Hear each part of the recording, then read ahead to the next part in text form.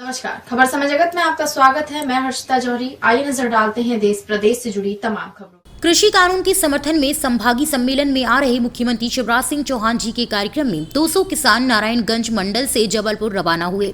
कार्यक्रम हेतु बसों को हरी झंडी भारतीय जनता पार्टी मंडल अध्यक्ष मंडल नारायणगंज मनोज मिश्रा जी के द्वारा हरी झंडी दिखाकर बसों को रवाना किया गया जबलपुर के लिए, जिसमें मंडल महामंत्री राकेश प्रकाश चंद्र अग्रवाल, महामंत्री दीपक पदम प्रताप माड़वे, गया प्रसाद चक्रवर्ती, कल्याण सिंह, जगलेश बर्मन, भगवान प्रसाद मिश्रा, सुंदर सोनी, सुधीर अग्रवाल, सुशांत अग्रवाल, जानकी बाई राजपूत, मुन्नी बाई बड़ीवा, विवेक सोनी, सम्मानीय भारतीय जनता पार्टी के सभी पदाधिकारियों के सहयोग से आज कृषि कानूनों के समर्थन में संभागीय सम्मेलन के लिए अपनी अहम भूमिका मंडल के पदाधिकारियों द्वारा दिखाई गई और मंडल नारायणगंज के द्वारा 4 बस जबलपुर के लिए 200 कार्यकर्ता सहित रवाना हुए।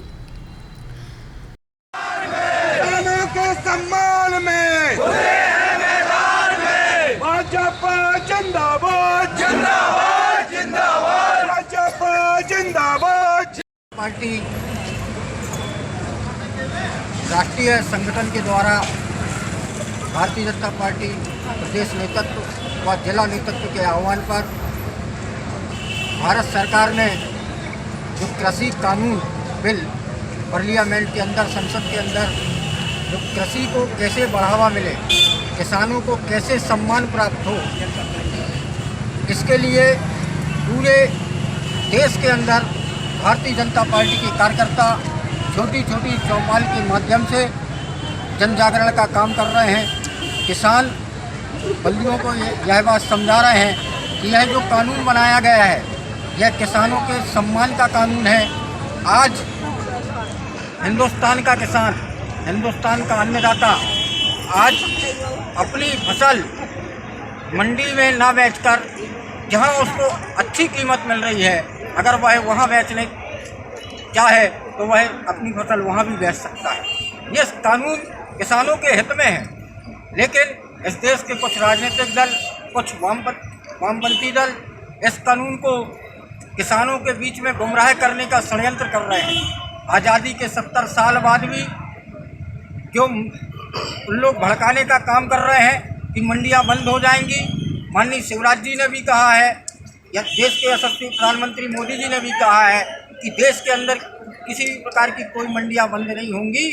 और आज़ादी के 70 साल बाद भी न्यूनतम दर पर जो फसलें खरीदी जाती थी, अब न्यूनतम दर के ऊपर भी फसलें खरीद सकती है। अगर नारायणगंज का किसान अपना अनाज पहले मंडला की मंडी में बेचता था, लेकिन अब वह नरसिंहपुर की मंडी में भी अपना अनाज बेच सकता है, दिल्ली में भी, अन्य राज्य में भी अपना अनाज बेच सकता है, छत्तीसगढ़ में भी अपना अनाज बेच सकता है।